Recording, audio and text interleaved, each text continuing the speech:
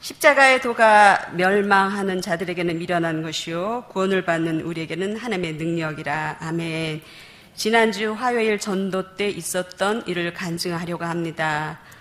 목사님을 주축으로 화요 전도대원들이 뜨겁게 찬양하고 하나님의 능력의 말씀과 함께 나아갈 지역을 위해 기도하며 흩어졌습니다.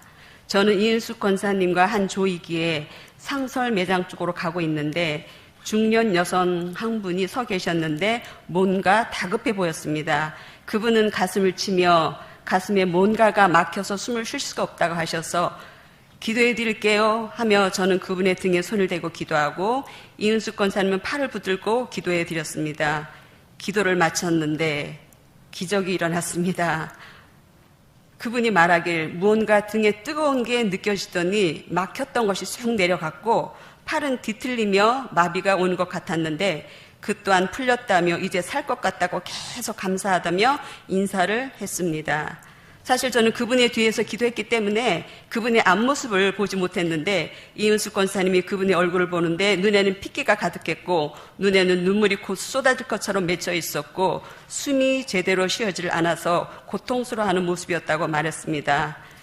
그분이 낫고 이제야 우리는 서로 정신이 들고 우리는 그분에게 물었습니다. 예수님 믿으세요? 라고 물었더니 조그만 개척교회 다닌다고 했습니다.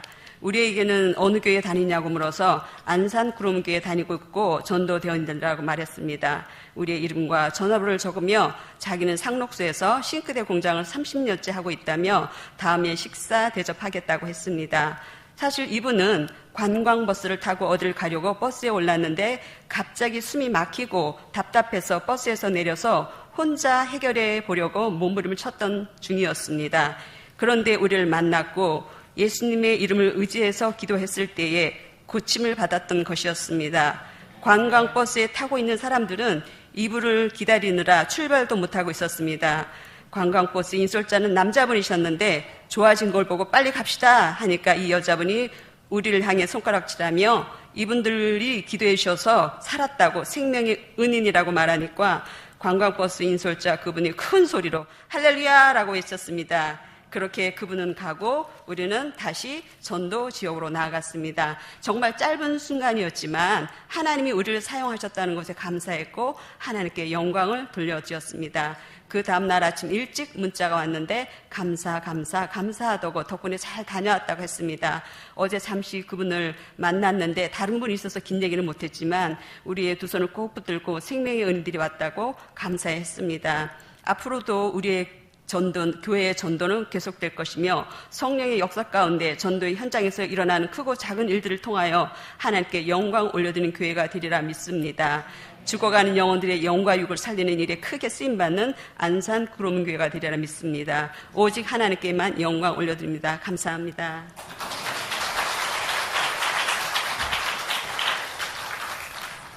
네, 감사를 드립니다. 우리가 지난주에는 창립주일을 보내면서 전도주일로 지켰습니다. 전도주일로 지켰는데 전도하는 것이 얼마나 힘들겠어요. 근데 많은 성도님들이 기도하고 노력해서 많은 분들이 우리 교회에 찾아오게 되었습니다. 저는 기적 같은 일이라고 그렇게 생각을 합니다. 교회 오기가 얼마나 힘들고 어렵습니까? 전도한다고 해서 오는 사람도 별로 없고 또 전도하라고 해도 말도 안 듣고 전도를 안 하잖아요. 그럼에도 불구하고 또 기도하고 수고한 분들의 전도를 받고 약 50여 명의 사람들이 이름을 적고 다녀갔습니다. 전도는 하면 되는 것이고 안 하면 안 되는 것이 전도죠. 나가면 성공하는 것이고 안 나가면 실패하는 것입니다. 전도를 하면 성공이고 전도를 안 하면 실패가 전도입니다. 아무리 생각을 해도 또 아무리 성경을 봐도 교회를 하나님께서 이 땅에 세우신 이유는 우리가 예수님을 믿고 영혼이 구원받고 천국 가고 또 거기에서 그치라고 교회를 세우고 창립한 것이 아니고 구원받은 저와 여러분들이 먼저 믿는 사람들이 또 다른 사람들에게 예수 복음을 전거해서 예수님 믿고 구원받게 하기 위해서 교회를 세운 것입니다.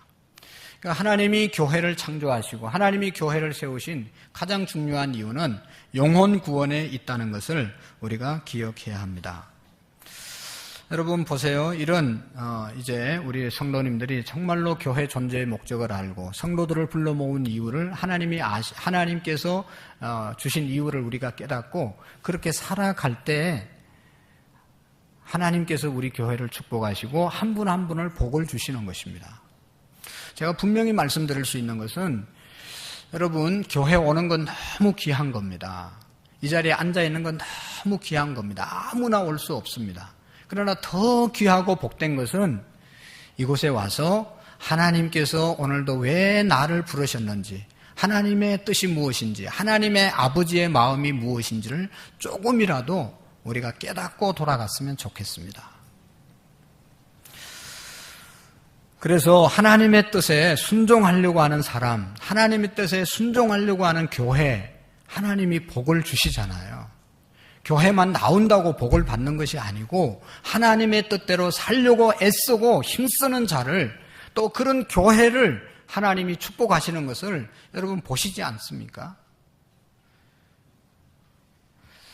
그냥 왔다 갔다 해서 되는 게 아니라는 것입니다. 한 말씀이라도 내가 가정 가운데서 실천하려고 하고 교회 생활 가운데서 실천하려고 몸부림쳐야만 우리의 삶이 변하고 하나님이 우리에게 복을 주시는 것입니다. 교회 왔다가 세상 나가서 온갖 할 짓 아닐 짓 다 하고, 가정에 가서 교회에서는 거룩하게 넥타이 메고 앉아서 예배를 드리지만 가정 돌아가서는 완전히 전혀 상관없이 살아가면 하나님이 복을 주시겠냐 말입니다.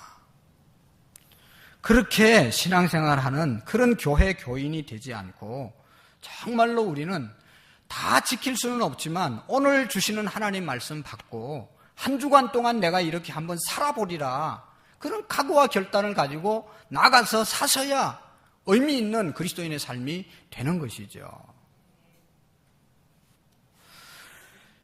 오후 예배 때는 임직 예배를 드렸습니다. 계산해 보면 우리 교회가 5년마다 한 번씩 임직식을 한 것 같습니다. 24주년이지만 5회 했으니까 한 번은 4년 만에 한 것이죠.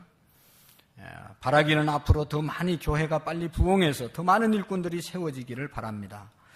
이번에 임직을 많이 했지만 또 임직 받을 만한 분들이 많이 계시는데 또 빠진 분들, 저는 개인적으로 마음이 참 아프고 다음에는 꼭 세워질 수 있는 그런 축복이 있기를 간절히 기대합니다. 이번 임직식을 하면서 저는 너무나 많은 은혜를 받았습니다. 우리 교회처럼 이렇게 은혜롭게 임직식을 하는 교회가 좀 많지 않다는 것을 좀 알아줬으면 좋겠어요, 여러분. 우리 교회가 얼마나 은혜롭게 임직식을 하는지. 임직 예배가 얼마나 은혜스러웠습니까? 너무 감동적이지 않습니까? 설교나 건면이나 축사나 축가, 특별히 제가 오랫동안 지금까지 이 임직식 우리 교회에서도 하고 다른 교회에 이제 가보면 어린 아이들이 나와서 어른들의 임직을 축하하는 교회는 내가 처음 봤어요. 처음 봤어. 그것도 한두 명 노래 잘하는 애들이 나오신 게 아니라 한 30명 정도 나와서 축가를 해드리는 거. 이건 너무너무 귀한 일이잖아요.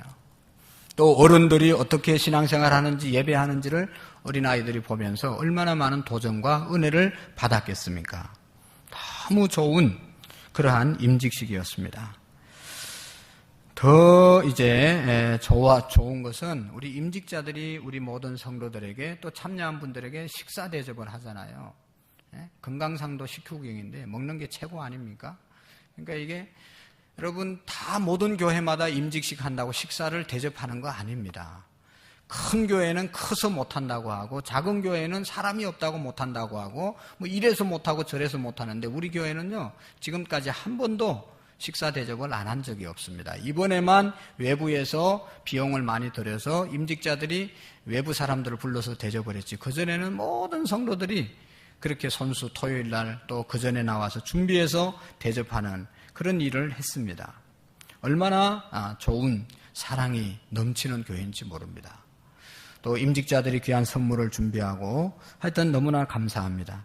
이제 바라기는 이분들로 인하여 또 우리 모두가 교회를 든든히 세우고 교회의 사명을 잘 감당할 수 있는 그런 또 다른 계기가 마련되는 그런 축복이 있기를 바랍니다. 대부분의 성도들이 참석을 하시고 또 어떤 일 때문에 참석을 못하신 분도 계시는데 여러분 우리가 어떤 성도의 가정에 상을 당했다 또 결혼식이 있다 또 무슨 대소사가 있으면 될 수 있는 대로 반드시 참석하셔서 어떤 뭐를 가져가는 것 그게 중요한 게 아니고 가면 위로가 되고 가면 기쁨이 되고 가면 함께 해주는 은혜가 있는 거거든요. 그래서 여러분들 나눔의 삶을 살아가는 그런 은혜가 있기를 바랍니다. 또 자기가 가야 자기 큰일 때 오지 않겠어요? 자기는 안 가면서 자꾸 안 온다고 원망하고 불평하지 말고 자꾸 갖다 심고 뿌려야 나중에 거두는 것입니다. 어쨌든 이번에 세움을 입은 안수 집사님들, 권사님들에게 다시 부탁을 드리지만 우리 교인들을 잘 섬기시고 교회를 잘 섬기시고 부족한 목회자를 잘 도와서 하나님께 큰 영광을 돌리는 그런 우리 교회와 임직자들이 되시기를 다시 한번 부탁을 드립니다. 여러분 오늘 이 나훔서를 말씀을 드리려고 하는데 나훔서에 대한 이야기를 좀 들어보셨습니까? 나훔서 하면 생각나는 게 뭐가 있습니까? 저는 오랫동안 신앙생활 하면서 지나왔는데 나훔서를 설교한 적이 별로 없는 것 같고 거의 없는 것 같아요. 또 제가 또 설교를 많이 들었는데 나훔서에 대한 내용을 설교 들은 적이 별로 없습니다. 그런데 오늘 이 나훔서를 함께 나누게 된 것이 참 다행스럽고 감사하다 그렇게 생각됩니다.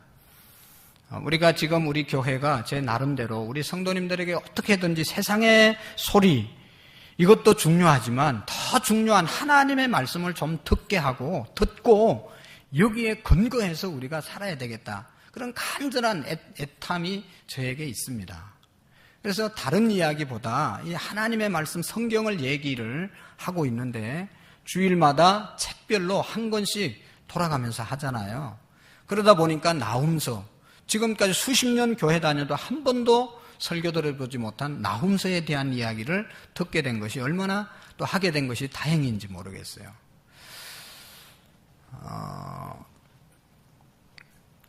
이렇게 건별로 돌아가면서 지금 서론을 잠깐 얘기하고 읽은 본문에 대해서 설교를 하고 있는데요. 제 경험에 의해서도 제가 신학교 다닐 때 이제 채플 시간에 외부 강사들이 와서 간혹 설교하시는 분들 중에 역사적인 배경을 막 이야기하는 분이 계세요. 성경을 막 이렇게 서론적으로 성경에 대해서 쭉 얘기를 합니다. 그러면 듣기가 참 이게 힘들었어요. 저 이야기를 왜 저렇게 오랫동안 하냐. 좀 쉬운 이야기, 재미있는 예화로 서론을 끌어오든지 아니면 무슨 지금 일어나고 있는 어떤 시사적인 얘기를 가지고 시작을 하지. 전혀 듣도 보도 못한 그런 역사적인 배경을 가지고 쭉 설명을 하니까 참 힘들었어요. 그래서 요즘 여러분들의 표정을 보면서 참 듣는 게 힘들어 하시는구나 그런 생각을 하게 되었어요. 여러분 힘들어 하지 않았으면 좋겠어요. 여러분 보세요. 우리가 쉽게 재미있게 하는 것도 좋지만 그 속에 정말로 깊이가 있어야 되거든요. 뿌리가 있어야 되고 역사적인 역사성이 있어야 되거든요.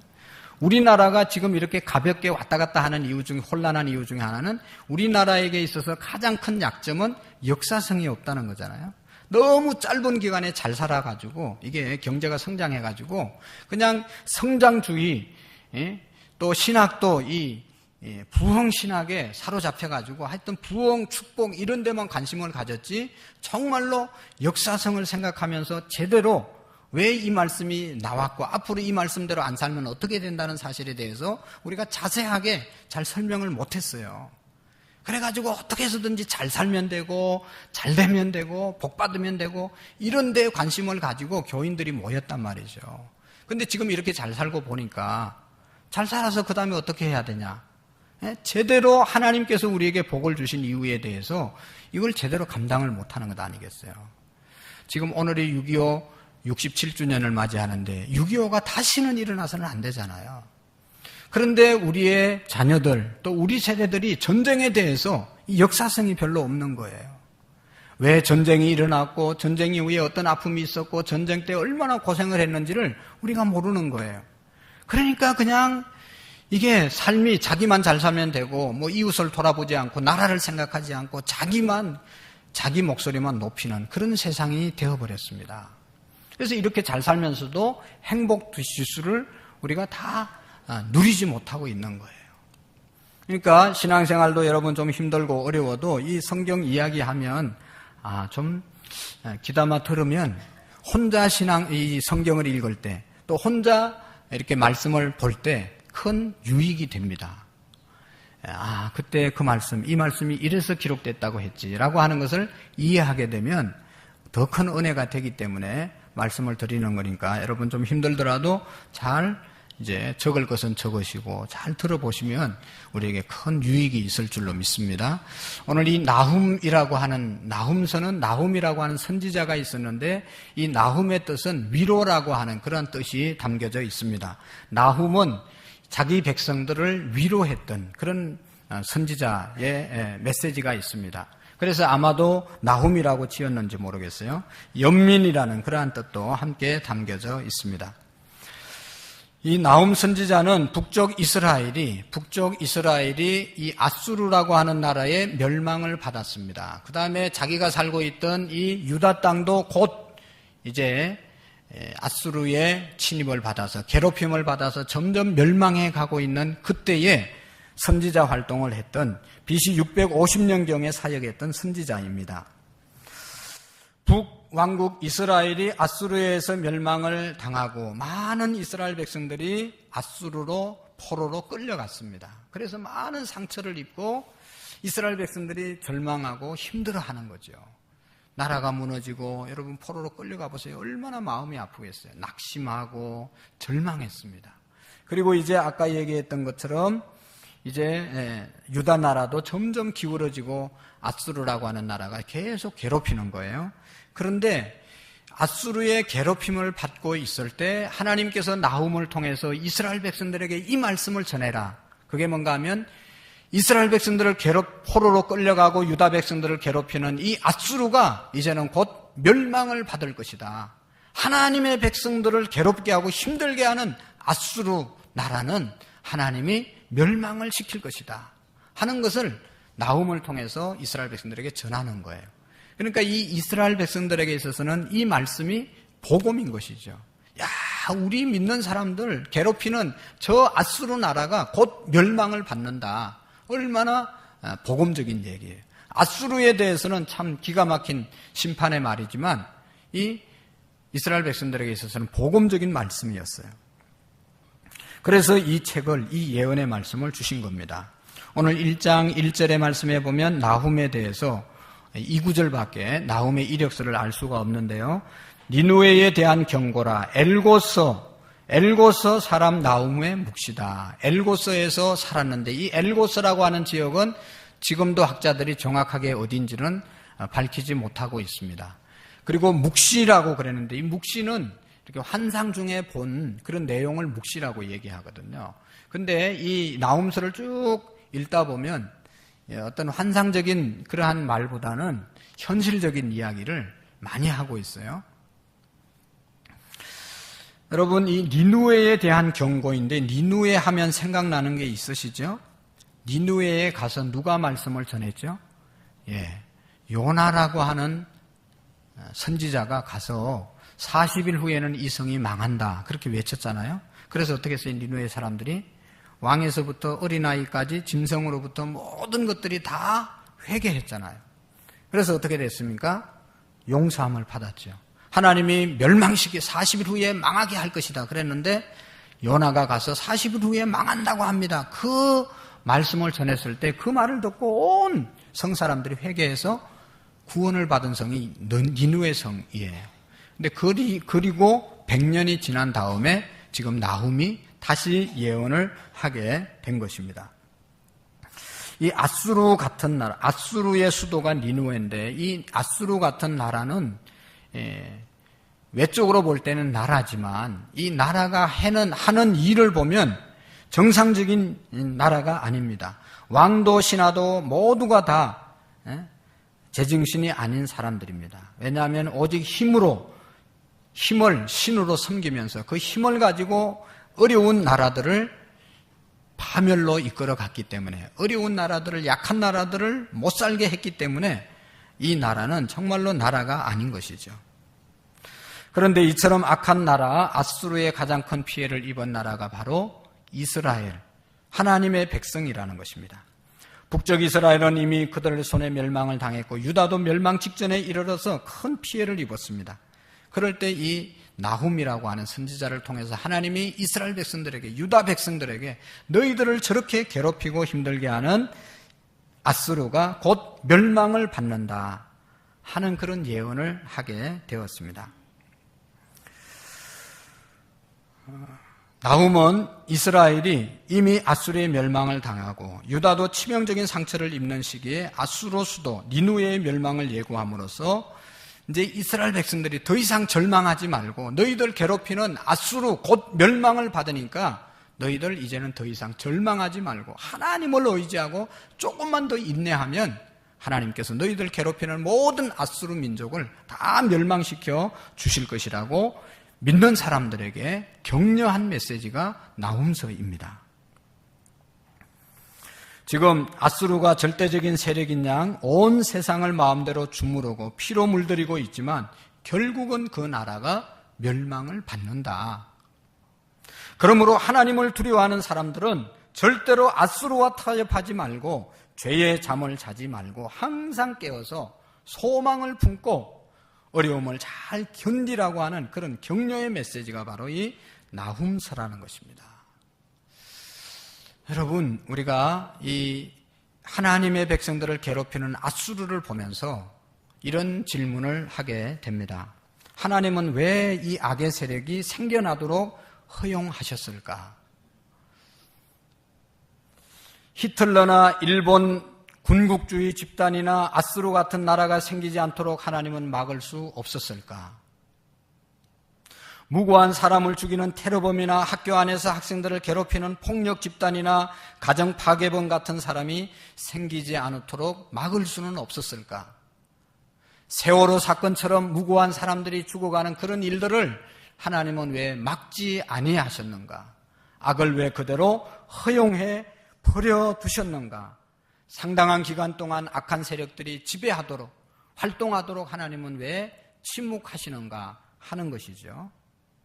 특히 하나님의 백성들, 선하게 사는 사람들, 이런 사람들이 왜 그 악한 사람들에게 고난을 받고 어려움을 당하게 내버려 두십니까? 우리가 이러한 어려움을 당할 때 우리의 마음속에 일어나는 것이 있습니다. 하나님에 대한 의심이죠. 하나님이 계시면 내가 이렇게 제대로 진실하게 살고 이렇게 열심히 살고 있는데 내 삶이 왜 이렇게 어려울까? 하나님은 뭘 하시는 것인가? 우리가 기도한다고 되는 것도 아니고 이렇게 오랫동안 하나님은 왜 그냥 침묵하고 계시는가 하는 그런 의심을 하게 되는 것입니다. 하나님께서 우리를 사랑하신다면 당연히 이런 나쁜 사람들로부터 우리를 보호해 주시지 않겠는가? 깡패들은 자기들끼리 싸우다가 상처도 입고 죽기도 할 수 있겠지만 하나님의 백성들을 괴롭히는 이 무리들을 하나님은 왜 그대로 버려두시는 것일까? 그럼에도 불구하고 우리는 하나님을 끝까지 신뢰해야 하는 것인가? 하나님을 믿어야 되는가 하는 그런 의심이 우리에게 일어날 수가 있는 것이죠. 여러분, 하나님이 악의 세력을 허용하시는 이유, 그것은 우리가 명확하게 하나님이 아니기 때문에 알 수는 없어요. 그러나 그 현상들을 보면서 그 결과를 보면서 우리는 몇 가지 중요한 교훈을 깨달을 수가 있습니다. 악한 사람들이 잘 되는 것 같고 악한 사람들이 선한 사람을 괴롭히는 그런 상황들을 보면서 우리는 깨닫는 그러한 교훈이 있습니다. 그것이 뭔가 하면 하나님께서는 그렇게 하는 이유가 죄가 무엇인지 똑똑히 깨닫게 하시려는데 목적이 있습니다. 죄가 무엇입니까? 여러분, 많은 사람들은 죄란 바람직하지는 않지만 어쩔 수 없이 죄를 지었다라고 죄 지은 사람은 자기를 합리화하는 경우가 많이 있습니다. 여러분, 정말로 죄가 어쩔 수 없이 짓는 것이 죄입니까? 물론 가난하고 헐벗어서 못 배워서 먹고 살 게 없어서 남의 것을 훔칠 수도 있어요. 그건 도둑질이죠. 그러나 여러분, 도둑질하는 사람이 정말로 먹을 것이 없어서 도둑질하는 사람들이 있습니까? 도둑질하는 대부분의 사람들은 이 도둑질 한 번으로 끝나지 않고 도둑질하는 것이 습관화되어서 남의 물건을 자신도 모르게 슬쩍슬쩍 훔치는 것 아닙니까? 먹을 것이 없어서 살 수 없어서 옷을 훔치고 먹을 것을 훔치는 그런 도둑이 몇 명이나 됩니까? 다 있으면서도 더 많이 가지려고 하는 욕심으로 남의 것을 자기 것처럼 훔치는 것 아닙니까? 죄는 바로 이런 것이라는 것이죠. 내가 어쩔 수 없이 범하는 것이 죄가 아니고 자기가 의도성을 가지고 나쁜 짓을 하기 때문에 한 것이 그것이 죄이지 내가 어쩔 수 없이 한 것이 죄가 아니라는 것입니다. 여러분, 일본이나 독일이나 역시 남의 나라를 침략하지 않아도 얼마든지 잘 살 수 있는 나라들 아닙니까? 이 아수르도 다른 나라 침략하지 않아도 얼마든지 잘 살 수 있는 나라였습니다. 그럼에도 불구하고 계속 자기들 나라가 힘이 있고 잘 살고 있지만 계속해서 약한 나라를 공격하는 것입니다. 전쟁을 일으키는 겁니다. 왜 그래요? 전쟁 중독증에 걸려있기 때문인 것입니다. 조금만 자기 힘으로 수고해도 잘 살 수 있었음에도 불구하고 한번 죄의 맛을 보았기 때문에 계속해서 그만두지 못하고 전쟁을 일으키는 것입니다. 여러분, 죄는 중독성이 있지 않습니까? 그래서 죄가 무서운 것입니다. 도박하는 사람들 한 번으로 끝나지 않죠. 또 무슨 알코올 중독자, 모든 죄가 다 그렇습니다. 여러분, 한 번 죄는 두 번, 세 번 짓게 되고 두 번, 세 번 하다 보면 중독성이 있게 되는 것입니다. 그래서 우리가 죄를 무서워하고 죄에 대해서 단호해야 되는 것이죠. 한 번 발을 들여놓으면 그 순간부터 중독이 되어서 결국은 죄의 노예로 전락하게 되어 있습니다. 나중에는 거기에서 빠져나오려면 엄청난 대가를 지불해야 되는 것이죠. 담배 피우는 것이 여러분 죄는 아니잖아요. 근데 그 담배를 건강에 안 좋기 때문에 끊으려고 하는데 피울 때는 쉽게 피웠지만 끊으려고 얼마나 애를 씁니까? 얼마나 많은 노력을 합니까? 이게 좋지 않는 습관들, 또 특별히 죄라고 하는 것은 한 번 범하게 되면 이게 해결하기가 너무너무 어려운 거예요. 그래서 예수님께서는 어떻게 이야기했는가 하면 내 손이 범죄하면, 내 오른손이 범죄하면 그 오른손 잘라내고, 발이 범죄하면 발 잘라내고, 눈이 범죄하면 눈 뽑아버리고 천국 가는 게 좋지 않냐. 죄를 끊으려면 그만한 엄청난 대가를 지불해야 된다는 것이죠. 그래서 우리가 이 죄의 결과가 얼마나 무서운 것인지를 하나님이 보여주시기 위해서 이 악을 허용하시는 것이라는 것입니다. 죄는 예외 없이 중독성을 가지고 있습니다. 사람들은 그런 죄가 얼마나 비참한 파멸을 불러오는지 눈으로 생생하게 사람들에게 확인시키기 위해서 하나님께서 악을 허용하는 것입니다. 또 한 가지는 악의 세력을 허용하는 이유는 사단의 존재를 깨닫게 하려는데 목적이 있습니다. 여러분, 악의 뿌리는 다 사탄의 역사라는 것을 우리가 한번 깊이 생각해 봤으면 좋겠어요. 현대인들에게 있어서 가장 큰 무지는 사탄에 대한 무지입니다. 마귀에 대한 무지입니다. 사탄 마귀의 역사에 대해서 우리가 무지하기 때문에 날마다 사탄 마귀에게 져서 악을 행하고 악에게 넘어지는 겁니다. 이 사탄이 어디 있어? 마귀가 어디 있어? 무시하는 그 전략은 사탄의 전략입니다. 그래서 나는 선한 일을 하고 싶고 나는 가정에서 화목하게 지나고 싶고 따뜻하게 살고 싶지만 계속해서 나도 모르게 일어나는 그런 분노와 그런 어떤 좋지 않는 습관들은 악은 사탄의 역사란 말이죠.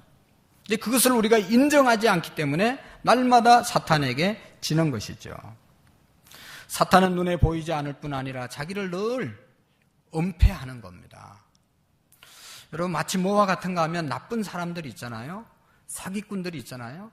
나쁜 사람이 나 나쁜 놈이다 라고 얘기하는 사람 한 사람도 없어요. 사기꾼이 나 사기치러 왔다 그렇게 말하는 사람 하나도 없어요. 교회 안에 이단이 들어왔다, 나 이단이다라고 얘기하는 사람 한 사람도 없어요. 이단은 아주 정통보다 우리보다 더 열심히 신앙생활하고 목사의 마음을 얻으려고 애쓰고 얼마나 노력하고 애쓰는지 몰라요. 그리고 믿음 좋은 것처럼 가장하는 것. 사기꾼들 여러분 얼마나 보통 사람보다 옷을 잘 입고 말도 잘하고 이게 신사적이잖아요. 그렇게 홀딱 넘어가는데 그래서 사기를 치는 것 아니겠어요? 제비족들 보세요 여러분, 얼마나 멋있어요. 그러니까 이 빠지는 것 아니겠어요? 내가 제비족이다라고 얘기하고 돌아다니면 아무도 그게 안 걸려드는데 이게 뭐 너무너무 인텔이고 이게 신사처럼 보이는. 마귀 사탄은 바로 이렇게 우리를 속이고 거짓말하고 그래서 우리를 악하게 만든다는 것입니다. 사탄도 철저하게 자기 본질과 위치를 감추어서 활동하면서 나쁜 일은 다 하나님께 전가를 시키는 거예요.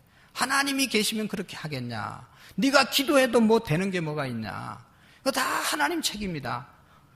모든 책임을 하나님께 미루고 나쁜 악의 일을 하게 만드는 것이 사탄의 역사인 것입니다.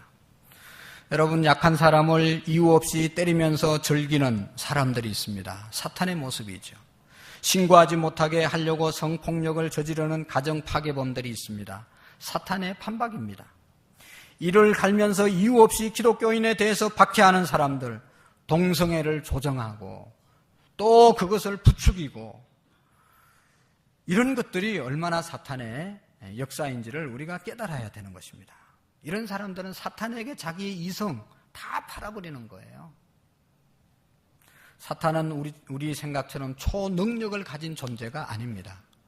내가 가만히 있는데 사탄이 막 들어와가지고 막 사람을 죽이고 하는 그런 존재가 아니고 내 마음속에 작은 미움이 들어오면 그 미움을 더 확대해서 내 텀이 생겨서 들어오게 하면 내가 품고 있으면 그걸 더 확대해서 나쁜 짓을 하게 하는 것이 바로 사탄의 역사입니다.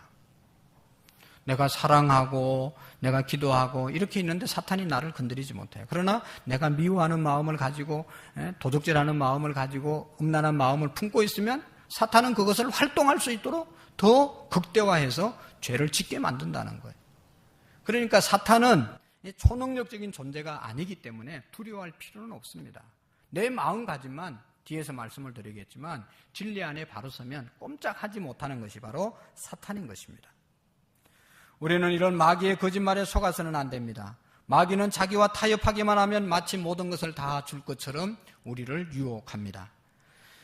세상과 손을 잡지 않아도 영혼을 팔지 않아도 죄악과 타협하지 않아도 하나님의 말씀 위에 바로 서면 반드시 하나님께서 우리를 선한 길로 축복의 길로 인도하실 줄로 믿습니다. 마귀는 아무런 실권이 없어요. 마귀가 꼬시는 대로 가면 행복하고 잘 될 것 같지만 축복을 줄 것 같지만 절대로 그렇지 않습니다. 우리가 하나님의 말씀 위에 서고 살아가게 될 때 하나님께서 우리를 책임져 주시는 것입니다. 여러분, 세 번째로 하나님께서 악을 허용하시는 이유는 하나님이 얼마나 크신 분인지를 알려주시기 위해서 악을 허용하는 겁니다. 여러분, 악이 대단한 것 같지 않습니까? 악한 사람들이 엄청난 힘이 있는 것 같지 않습니까? 그러나 지나고 보면 이 엄청난 세력들이 미물과 같은 존재에 의해서 멸망받는 것을 우리는 역사 속에서 보게 됩니다. 엄청난 힘을 가진, 권력을 가진 엄청난 부자들이 무너지는 것은 큰 힘에 의해서 무너지는 게 아닙니다. 그것들이 무너지는 것은 작은 것 때문에 순식간에 무너지게 하나님이 만드는 겁니다. 세상의 악이 아무리 큰 것 같고 사탄의 역사가 세상을 뒤덮는 것 같아도 하나님이 훨씬 더 크십니다. 하나님의 능력이 훨씬 더 크십니다. 우리가 걱정할 이유가 하나도 없습니다. 여러분 보세요. 그 당시에 애굽이 그 고대 근동 지방을 다 다스렸잖아요. 바로 왕은 지금 미국의 대통령보다 엄청난 힘이 있는 그런 왕이었어요. 근데 바로 왕이 언제 무너졌습니까? 메뚜기 재앙, 이재앙, 파리 재앙 이런 미물의 재앙 때문에 무너진 사람이 바로입니다. 엄청난 권력이 여러분 파리 같은 그런 작은 것에 무너졌다는 사실을 우리가 기억해야 합니다. 그러므로 우리가 악한 자들이 설킬 때도 겁낼 필요가 없습니다. 우리의 속으로 파리만도 못한 놈들, 이 같은 존재들, 메뚜기와 같은 존재들, 하나님이 우리 안에 계시고 우리가 하나님 안에 있으면 아무리 위대한 악한 세력을 그렇게 우리가 볼 수 있다는 것이죠. 악의 세력의 공격을 받을 때 우리가 자칫 잘못하면 마치 그들이 하나님보다 더 위대한 존재인 것처럼 착각하기 쉽습니다. 그래서 우리는 타협을 하고 그래서 우리는 유혹을 받을 때가 있습니다. 가장 무서운 것은 이런 유혹이죠. 악이 득세할 때 이 유혹에 넘어가지 않는 사람이 적습니다. 우리가 철저하게 하나님을 의지하는 사람만이 버틸 수 있고 넘어지지 않을 수 있는 것입니다. 예수님께서 주기도문에 가르쳐 주셨습니다. 다만 악에서 구하옵소서. 날마다 악이 우리 주변에 있기 때문에 다만 악에서 우리를 구해 주십시오. 날마다 하나님 앞에 기도할 때 우리는 이 악으로부터 건짐을 받게 될 줄로 믿습니다. 여러분, 악이 기성을 부리는 것 같지만 오늘 성경에 분명히 말씀하고 있습니다. 하나님은 악에 대해서 반응하신다. 악에 대해서 분명히 심판하신다. 2절 말씀, 1장 2절 말씀을 한번 보실까요? 어떤 하나님의 악에 대한 보복이 있을 것인지를 말씀하고 있는데요. 나훔서 1장 2절 말씀을 다 같이 한번 읽어 보시겠습니다. 시작. 여호와는 질투하시는 보복하시는 하나님이십니다. 여호와는 보복하시며 진노하시되 자에게 보복하시며 자기를 대적하는 자에게 진노를 품으시며. 아멘. 하나님은 이런 악을 보고도 가만히 계시는 분이 아니라는 것이죠. 질투하시고 보복하시고 진노하시고 진멸하시는 분이 하나님이시다. 믿습니까? 하나님은 악을 보고 가만히 계시는 분이 아닙니다. 하나님은 질투하는 하나님이시고 보복하시는 하나님이시라고 말씀하고 있습니다. 우리는 이 뜻을 잘 이해가 되지 않습니다. 그런데 하나님께서는 마치 직접 고통을 받으시는 것처럼, 본인이 고통을 받으시는 것처럼 악에 대해서 질투를 하시고 그 악에 대해서 하나님이 분명히 보복하시겠다고 말씀하고 있는데요. 여러분, 왜 하나님께서 죄에 대해서 보복하십니까? 여러분, 이 세상의 모든 죄는요, 에어컨을 여기도 좀 켜주면 좋겠어요.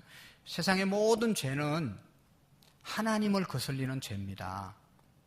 내가 우리 권사님을 해코지하고 권사님의 물건을 빼앗아 왔으면 내가 권사님에게만 죄를 진 것이 아니고 그 물건을 준 하나님, 또 그분을 사랑하시는 하나님에 대해서도 죄를 진 겁니다.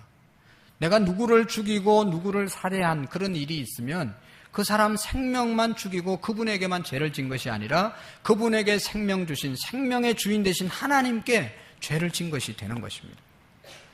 그러니까 우리가 이 땅에서 다른 사람에게 지은 모든 죄도 하나님께 범한 죄이기 때문에, 하나님께서 당했기 때문에 하나님이 반드시 질투하시고 보복하신다는 겁니다.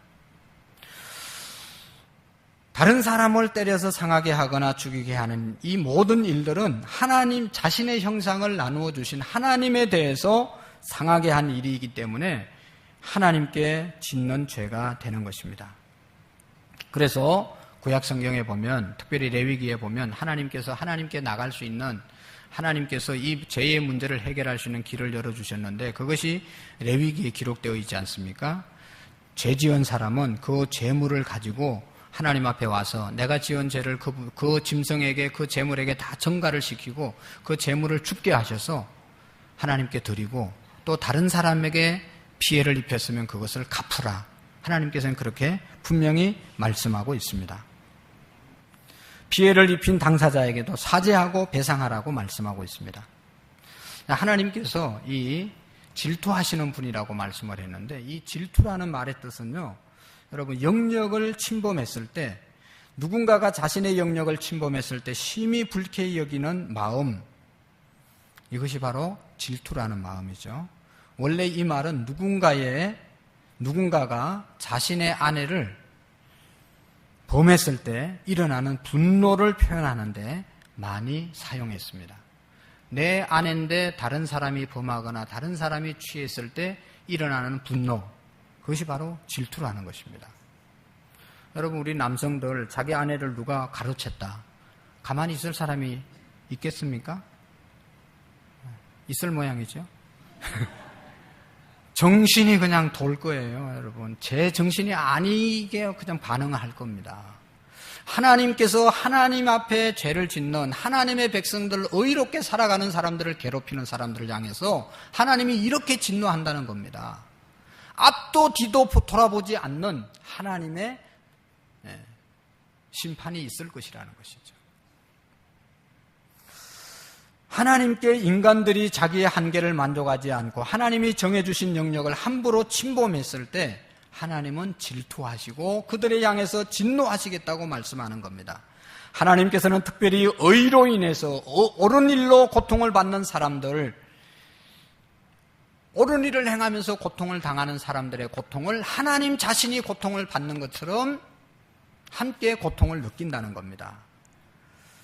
그래서 사랑하는 성도 여러분, 믿음으로 살고자 하는 힘없는 사람들, 말씀에 순종하고자 하는 가난한 사람들을 괴롭히는 것은 하나님을 공격하고 하나님께서 절대로 가만두지 않는 일이라는 것을 우리가 기억해야 합니다. 하나님께서는 어려운 가운데 믿음을 지키는 성도들의 머리털 하나도 상하지 않도록 지켜주시는 분이 하나님이십니다.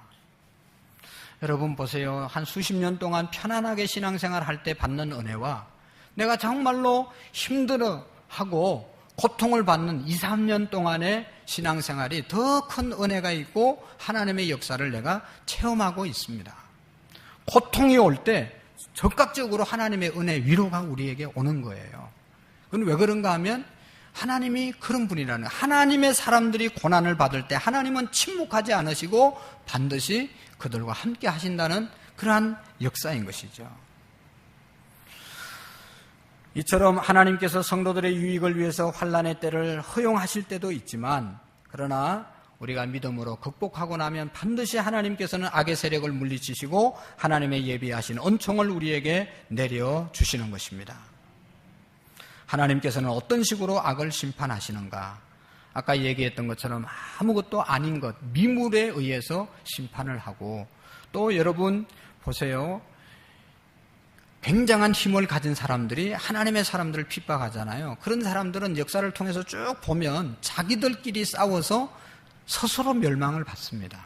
권세 있는 사람들이 하나님의 사람들을 괴롭히다가 자기들끼리 싸워서 무너지는 거예요.